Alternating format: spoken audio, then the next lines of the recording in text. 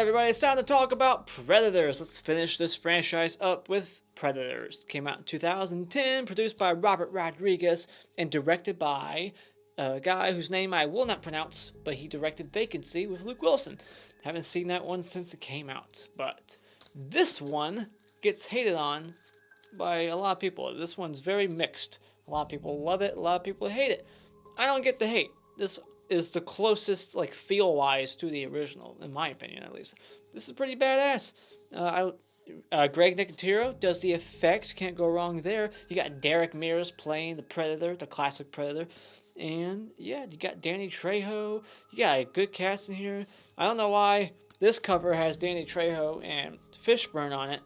They're both in the movie, like, 10 minutes each at the most. I don't know, like, they're barely in here. I think Topher Grace should have been on the cover, and somebody else, like whoever else is in the movie more than these guys.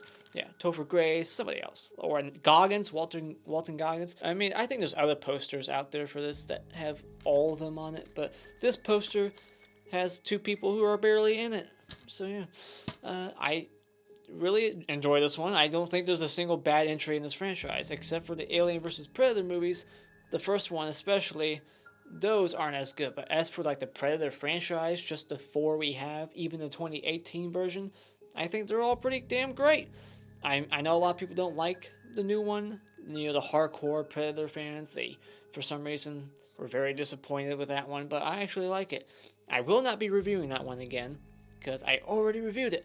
So, this is the last of the Predator franchise reviews. So, let's go over this in this week's Horror Franchise Wednesday.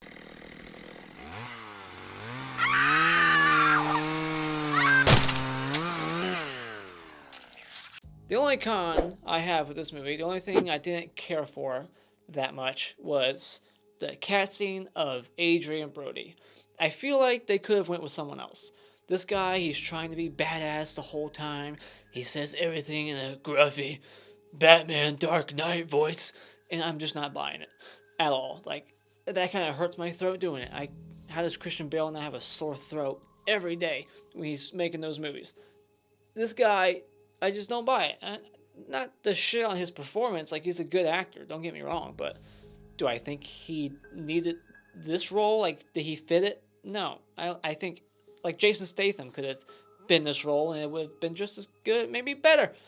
Maybe even a lot better. I think Jason Statham, he's got that naturally badass voice. You know, he doesn't have to try to do anything with it. It's just naturally awesome. Sam Worthington from Avatar and Terminator Salvation, the Call of Duty franchise. He would have been a good role. You know, they're going for this skinnier Dutch, but still buff kind of look now with Adrien Brody. Jason Statham could have played this character Royce. Sam Worthington, you know, I feel like if I could go back in time and I was the producer of this movie and I was casting, that's what I would have done. I would have gotten Jason Statham to be in this movie. Minor little gripe with the movie. He's an okay actor. I liked him, but just I wasn't buying it. The positives for this movie is I love the cast in this movie. You got Eric Foreman from That 70s Show, my favorite sitcom ever.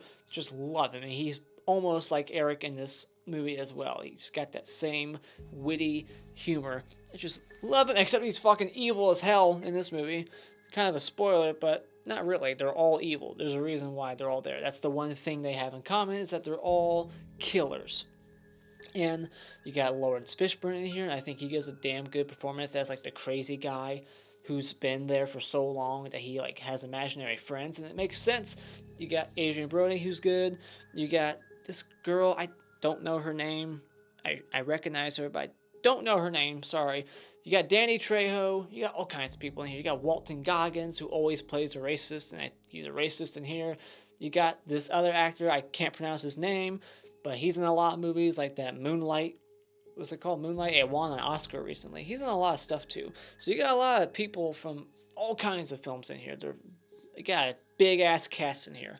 Familiar faces. I don't recognize the Russian guy, Nikolai, but that's the only guy I don't really recognize. And the Asian guy too. But yeah, I feel like they're checking every box. Like, we need the Asian, we need the Russian, we need the black guy, we need the girl, the Latino, the Mexican. They got, like, every box checked off. They got, like, every single race and ethnicity on the cast. on purpose. It had to be. There's no way that was like a coincidence, but it makes sense because of the plot. They're like trying to steal people from like every culture and every country and put them together in the jungle to team up against the predators. So it was on purpose, yeah. Story-wise, in casting, it wasn't just a weird coincidence. But it's so hard not to notice it when you're watching. Like, wow, they got every single type of person in here. I love that there's multiple predators in here. You know, the first one had one, the second one had one. This one has 3. And you got the classic predator played by Derek Mears, and you got the newer. It's like a different tribe, and they're at war with the classic predator tribe, and you got some good predator on predator violence towards the end. You know, like a couple minute battle between the Derek Mears predator and the new one going head to head. I wonder who played the new one, if it was the original actor. I doubt it, but I like the way the predators look still. You know, the makeup effects on them. Greg Nicotero, good job as always. The score kind of reminiscent of the first one here and there, but still kind of doing its own thing. It's not like copying and pasting the first movie's score onto this one. It's still doing its own score, but also paying respect to the first one. And there's all kinds of winks in this movie to the original, little moments here and there that are reminiscent of scenes in the first one. But it doesn't really like get in the way or make you roll your eyes like the one in Alien vs. Predator, when she's like, "You're an ugly motherfucker," and it just feels like it comes out of nowhere and it's forced. It's just stupid. I'm glad they don't say that in this one.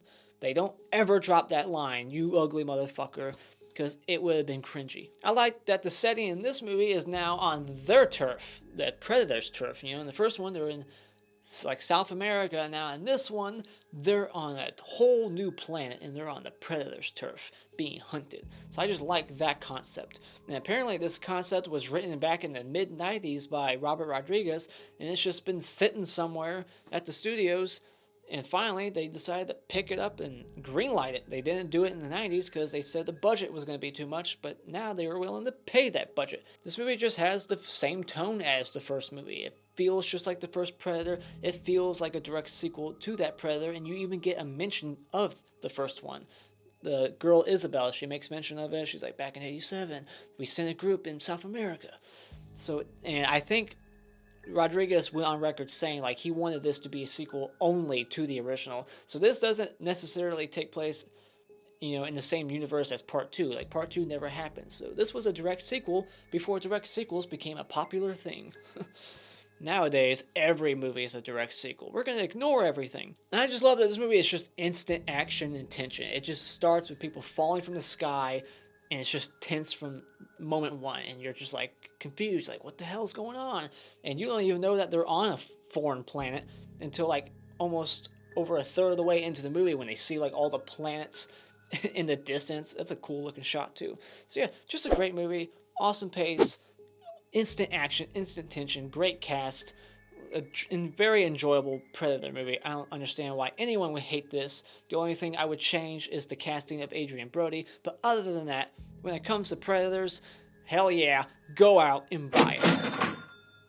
The Clap Award for Best Scene goes to Brody versus the Predator. It's the biggest like wink to the first movie where he's got all the mud all over him. He's got that torch in his hand. It's very obvious what they're doing there, paying homage to the first film. And the Hottest Chick Award will go to, obviously, Danny Trejo. I just want to feel his mustache with my mustache. No, I'm just joking. It goes to Isabel, the only chick in this movie. And that's my reasoning. I don't need to defend it. You'd be surprised how pissed off people get. I'm surprised I don't have more women like commenting like, "I can't believe you're objectifying women. You want to say who's the most beautiful." Like, fuck off, all right? I'm a guy, heterosexual, and I'm not ashamed of it, all right? So just, there's the door. I did have one person comment recently like, "I can't believe you thought this person was not as beautiful as this person." It's like, dude, shut the fuck up, all right? My opinion and my taste is mine. If you don't like it, again, there's the door. Don't let it hit you on the ass on the way out. Oh my gosh, just weirdos out there, man, who give a shit about the littlest things that I say. You gotta be careful. I might piss someone off. And if I piss you off, who gives a shit? All right. I don't give a shit, that's for sure. So this movie opens up, spoiler discussion, this movie opens up with people just falling out of the sky. Adrien Brody hits the ground. Here's a little goof I might have found here. Maybe I'm wrong, but I'm pretty sure he landed on his back knocked out, and then it cuts to black, and then when he wakes up, he's on his stomach, right? So how did that happen? Did he just like roll over in his sleep and he was snoring? I would have liked to see that deleted scene of him snoring and shit. And then we get this Russian guy who's got the minigun, so he's like that one character, Ventura from the first Predator, and he's a terrible aim. I mean, he shoots an entire minigun, like bandolier or whatever, what do you want to call it, all the ammo into the force at these guys, and he misses every single bullet. What a terrible fucking shot. And then this Asian guy, he just takes his shoes off, and why? Like it's gonna make you more stealthy? That's a terrible strategy, man. I know you want to be quieter, but seriously, that's a bad idea. You're in a jungle. Who knows what you'll step on? It's just a stupid decision. I don't get it. You just want to be quieter? It's just dumb. And they never, like, make mention of the fact that he's barefoot throughout the entire movie. And you never see his feet after that shot. There's never a shot of, like, his whole body where we see him barefoot after that. So it was just a weird thing they put in there. Eric Foreman, we see him hanging from a tree. Automatically, he's hilarious. They shoot him off, and he, like, lands in the water. He thinks he's drowning, but he's, like, in 2 feet of water. He's just my favorite character in the movie. Awesome. And then we got Nikolai, my boring character. Typical Russian name. Nikolai. Меня зовут Nikolai. Добро пожаловать. I know a little bit of Russian. I know. I always quote Modern Warfare 3 every chance I get. And then, yeah, Eric, he gets poison on his little scalpel. He knows plants on a foreign planet. He's aware of what all the. So I guess this planet has similar plants coincidentally because he just knows what it is. He's like, oh, that's probably poisonous, and he was right. And then that comes back into play later. The poison on his scalpel, and then they get attacked by these monster dogs, which they become a thing again in the Predator, except they don't look the same. These look cooler. They look more like mini dinosaurs almost. They got like these weird bones sticking out of them and antlers like the deer. I don't know. They look weird, but Danny Trejo dies off camera. He's just dead, and the Predator's using that mimic tool that he uses in the first one. And I think the second one too, yeah. But he's just dead. Like, how lame. Very quick death. We see the classic Predator is a prisoner, Derek Mears. He's just tied up. And apparently his spaceship is just sitting like 20 yards that way, invisible.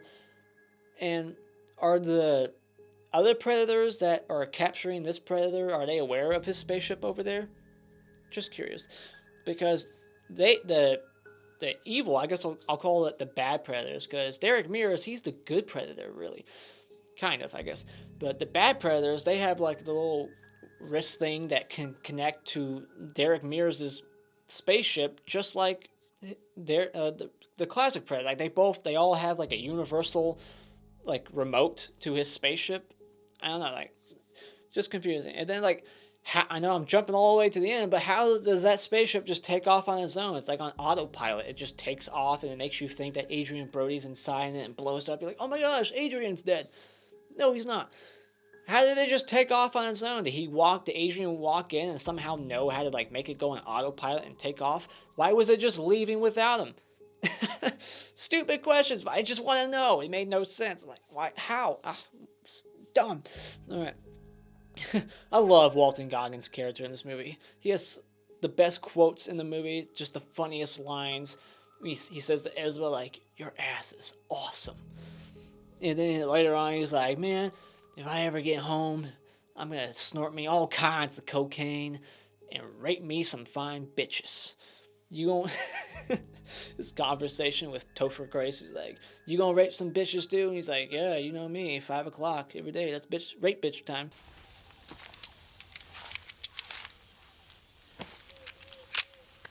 You should stay away from him. Yeah. Then we meet Laurence Fishburne. He's got the camo technology he stole from the Predators.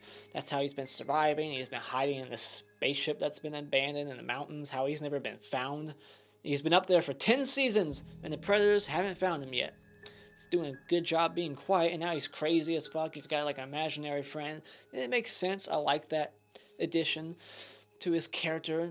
It makes sense how he would get that crazy being alone for 10 seasons. 10 seasons, like in our planet, the 4 seasons, or 10 seasons on their planet where the sun hardly ever goes down. We see Walton Goggins' tattoo of a naked chick on his stomach, and the guy goes, "Is that your girlfriend?" And he's like, "No, it's my sister." And he like makes her tits move. I love his character. Laurence Fishburne, he's like trying to burn them out with like the smoke and kill them while talking to his imaginary friend. And then he tries to escape without his invisible technology. What a moron. Like, if you were going to try to escape, I would have that invisible camouflage on me at all times. Then maybe you wouldn't be blown to bits, fish. You moron.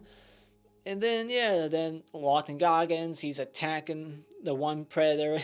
He calls him a space faggot. Forgive me. Those aren't my words. Those are the character's words. He calls him a space faggot. Then he gets his spine ripped right out, just like Billy from the first Predator.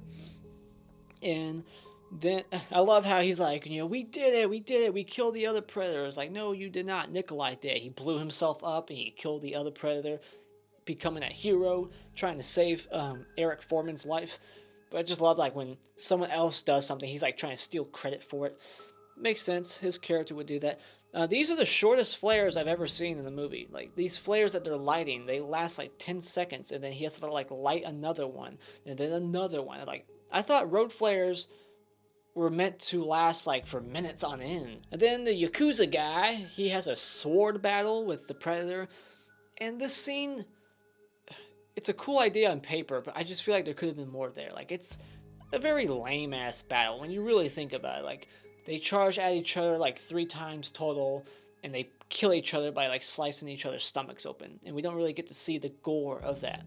So it's just kind of lame. There could have been more there. They could have made it last a little longer, or have some limbs flying off, something. It's just kind of lame, but still a cool scene. Just could have been done better, in my opinion.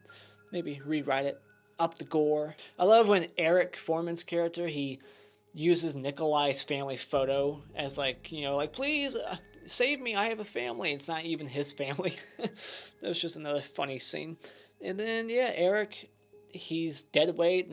Adrien runs off, and the other chick stays behind to help him. And unbeknownst to her, he's evil. He's an evil doctor back home, killing his patients, I guess. He's an evil doctor. And he uses that poison on the scalpel to like paralyze her. And he's like, I want to stay here, because back home I'm a freak, but here I'm just like everybody else. It's like, you really think you're going to last a minute here, bud? You've been running away like a little bitch the entire movie, getting your ass handed to you, everybody else protecting you. You're only alive because of them, not you and like your jungle surviving skills. So you're not going to last, buddy. So his decision there makes no sense to me, because it just doesn't add up. Like, why would he want to stay there? He's been hauling ass with them trying to escape, and now he just wants to stay because there's killers on that planet too. It's just kind of dumb. Like, it feels like an unnecessary twist to just kind of have a twist for twist's sake. Like, we need a shock, so we'll just throw this in here, and now Topher Grace wants to stay. Brody, he becomes Dutch. He puts all the mud on him. He's fighting the Predator. But we also get that Predator versus Predator action, and Derek Mears gets his head sliced off. And then karma later for that Predator, he gets his sliced off by Brody. But I just love that scene too. When he gets all the mud on him, just running back, and hitting him over and over and over again with the axe. And I love it when he takes out Topher Grace's character. He just takes the scalpel from him and it just maneuvers it, like does like some weird move and just shoves it up his throat, paralyzing him, makes a booby trap out of him with like 10 grenades on his chest, and he blows up right in front of the Predator who's standing right above him, and the Predator is still in one piece. How tough are these Predators that like 10 grenades beneath their feet won't blow their legs off? That's bullshit. I'm sorry, how weak were those grenades, And where were the remaining dogs?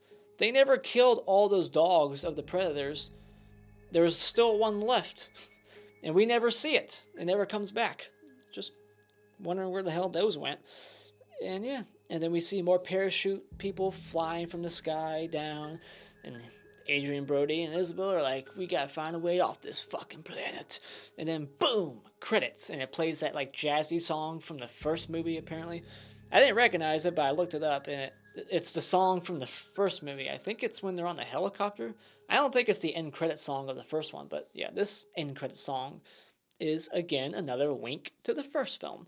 And that's the end of Predators. The Mr. Han Award for Best Kill will go to Walton Goggins, who gets the spine and skull ripped right out of his body. And the Mr. Twig Award will go to Danny Trejo, who dies off camera very quickly. And those are my thoughts on Predators. What did you think about this movie? Put your thoughts of it in the comments below. Get ready to start a new franchise next week, and I will have a Predator ranking within the next few nights.